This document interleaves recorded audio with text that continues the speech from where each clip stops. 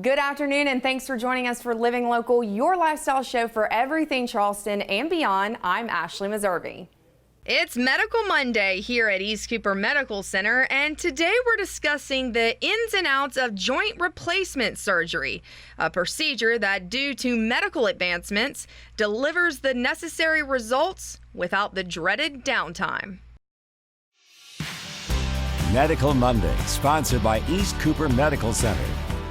Joining us today, Dr. Brody McCoy. You are now becoming a regular on our show. Well, I'm glad to be. Glad to be one. So today's topic is outpatient joint replacement surgery. Sure.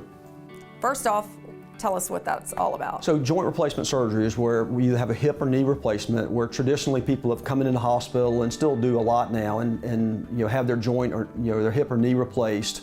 When I first started doing this, 15 years ago, people would stay in the hospital for 5 days after having a hip or knee replacement. That's come down considerably as things have changed. The technology has changed and allows us to do this in a much more minimally invasive procedure now, much more tissue sparing procedure than what was done in the past. Pain control is so much better now. I mean, we use a multimodal pain regimen, so with the anesthesiologist is involved. We do a lot of blocks. They do a lot of blocks for us. Meaning just numbing up certain portions of the body that we're operating on. That allows a much quicker recovery than was done in the past. So you spoke about this with the whole pain management. We hear in the news all about that. Yeah, sure. How do you work with patients to make sure that they're... So yeah, great thing. So there's a lot of medications that are used. We do a lot of I use a cocktail, if you will, I do injections around the knee, around the hip, that has some long-acting anesthetic medications in there that give prolonged pain relief. We try to keep people off opioids. I mean, you've heard plenty about this opioid epidemic.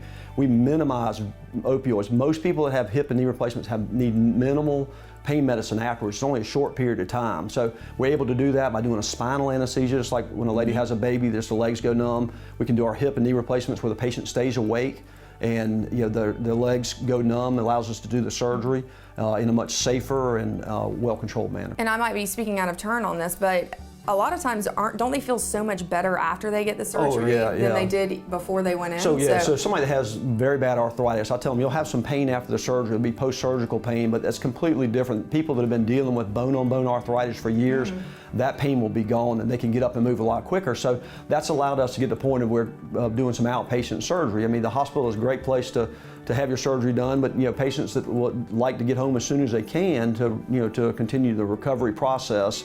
So we're able to get them home much sooner with the surgery that we're doing now. And thank goodness for technology. Oh yeah, it's advanced a lot. And so people at home are probably wondering about the risk. Are there any? So yeah, the risk of surgery, there are small risks with surgery, and there are only certain patients that we do outpatient joints on that go home the same day or the next day. They have to have good medical condition, good care at home, healthy, not a lot of comorbidities. By that I mean other diseases going on, heart disease or diabetic or something like that may preclude them from having an outpatient joint. We could still do it as an inpatient, just have to watch them a little bit closer. But it's a very, very successful thing to do. The risks are real small. I tell patients the two big risks you worry about after any joint replacement are risk of infection, which is about 0.01% chance of that.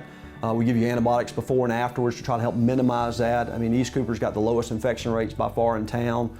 So it's a very, very good hospital to have your surgery done. And then the risk of blood clot. So the risk of blood clot is about 1 in 750,000.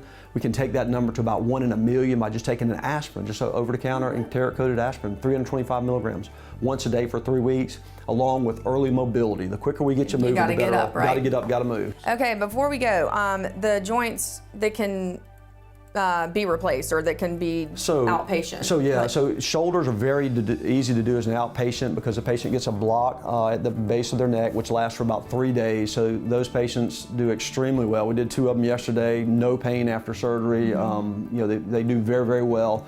Hip replacements are very easy to do as an outpatient. Knee replacements are a little bit more difficult, but they are on Medicare, Medicaid. Just put them on the outpatient list this year so they can be done as outpatients safely. And so hip, shoulders, and knees are really the 3 big ones. Well, Dr. McCoy, once again, thank you so much for all of that wonderful information. Well, thank you for having me. I sure appreciate it. And for more information, you can go online and visit eastcoopermedctr.com.